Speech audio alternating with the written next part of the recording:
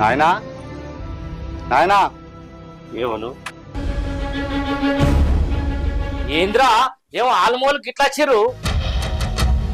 నాయనా నీకు మనవాళ్ళు పుట్టిందే, ఉండడానికి ఇల్లు లేదు, పచ్చి బాలింత హెచ్చాలు మింగుతుంది. జరా ఇంట్లోకి రానియరాదే. ఎవరి కొరకు గన్నారు? మా కొరకు గన్నరా? ఇల్లు లేకపోతే ఊరవతల గుడిసేసుకొని ఉండిపోలి. చిన్నమ్మ నువ్వు కూడా ఒక ఆడదానే కదా, అమ్మలేక చేరదేయరాదు.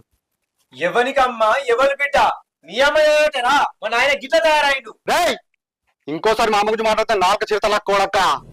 రేయ్ నువ్వు పుట్టినాక పాలు లేకపోతే మా అమ్మ ఇచ్చిందిరా పాలు నీకు.